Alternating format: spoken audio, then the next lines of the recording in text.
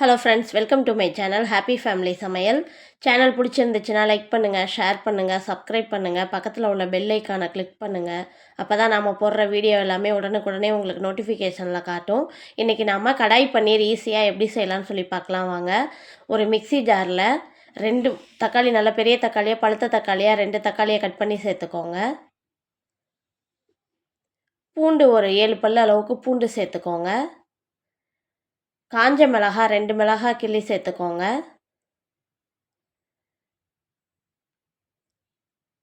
சின்ன துண்டு பட்டை 2 பட்டை சேர்த்துக்கோங்க. 2 கிராம்பு சேர்த்துக்கோங்க. முந்திரி ஒரு 8 முந்திரி 5 பாதாம் சேர்த்துக்கோங்க. சேர்த்துட்டு தண்ணி சேர்க்காம நல்லா ஃபைன் பேஸ்ட்டாக அரைச்சி எடுத்துக்கோங்க. ஒரு கடாயில் 1 ஸ்பூன் அளவுக்கு பட்டர் சேர்த்துக்கோங்க. பட்டர் கொஞ்சம் மெல்ட் ஆகி வந்தோடனே நம்ம கட் பண்ணி வச்சுருக்க பன்னீர், குடமிளகா, வெங்காயம் எல்லாத்தையும் ஒன்று ஒன்றா சேர்த்து ரொம்ப வதக்க வேண்டாம். ஒரு நிமிஷத்துக்கு மட்டும் வதக்கி எடுத்துக்கோங்க. பன்னீர் கிரேவியில் வேறு வேகணும். இதில் ரொம்ப நேரம் வதக்குனீங்க அப்படின்னா ரப்பர் மாதிரி ஆகிடும். அதனால் 1 நிமிஷத்துக்கு மட்டும் வதக்குங்க. பன்னீர் சேர்த்துட்டு குடமிளகாவும் சேர்த்துக்கோங்க. வெங்காயமும் சேர்த்துக்கோங்க. அடுப்பை சிம்லேயே வச்சு வதக்குங்க.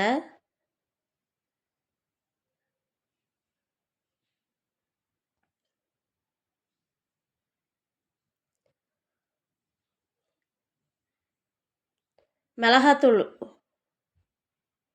நல்லா கலந்து கொடுத்துக்கோங்க. மிளகாத்தூள் ஒரு ஸ்பூன் அளவுக்கு மிளகாத்தூள் சேர்த்துக்கோங்க. உப்பு கொஞ்சமாக சேர்த்துக்கோங்க.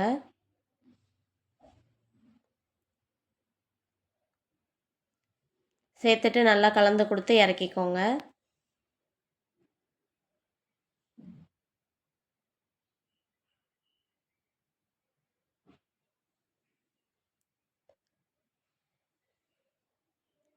ரெண்டு கிளறிட்டு உடனே எடுத்துக்கோங்க. அதே கடாயில் 1 ஸ்பூன் அளவுக்கு பட்டர், ஃபுல்லாகவே பட்டர்லேயே செஞ்சாலும் செய்யலாம். அதிகமாக பட்டர் இருக்குதுன்னு நினச்சிங்கன்னா கொஞ்சம் எண்ணெய் மிக்ஸ் பண்ணிக்கோங்க. நான் ஒரு 2 ஸ்பூன் அளவுக்கு எண்ணெயும் சேர்த்துருக்கேன்.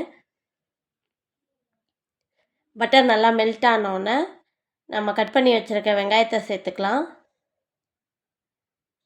2 வெங்காயம், மீடியம் சைஸ் வெங்காயம் 2 வெங்காயம் நீல வாக்கில் கட் பண்ணி சேர்த்துக்கோங்க.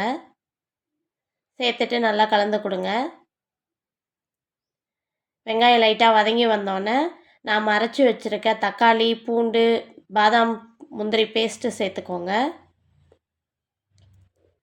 சேர்த்துட்டு தக்காளி பச்சை வாசனை போகிற வரைக்கும் நல்லா கலந்து கொடுங்க.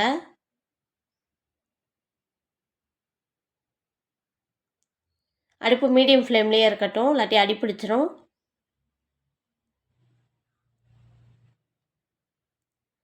தக்காளி பச்சை வாசனை போனதுக்கப்புறம் 1 ஸ்பூன் அளவுக்கு மிளகாத்தூள் சேர்த்துக்கோங்க. 1 ஸ்பூன் அளவுக்கு மல்லித்தூள் சேர்த்துக்கோங்க.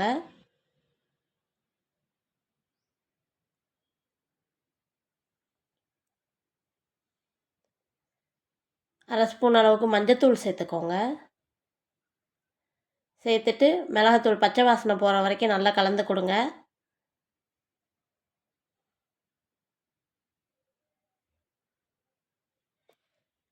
பச்சை வாசனை போனோடனே கொஞ்சமாக தண்ணி சேர்த்துக்கோங்க. வெங்காயம் தக்காளி மூழ்கிற அளவுக்கு தண்ணி சேர்த்துக்கோங்க.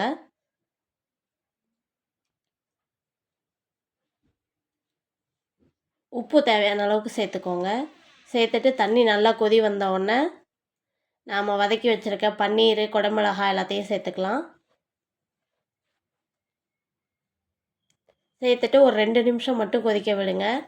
கஸ்தூரி மேத்தி 1 ஸ்பூன் அளவுக்கு நல்லா கையில் க்ரஷ் பண்ணி சேர்த்துக்கோங்க.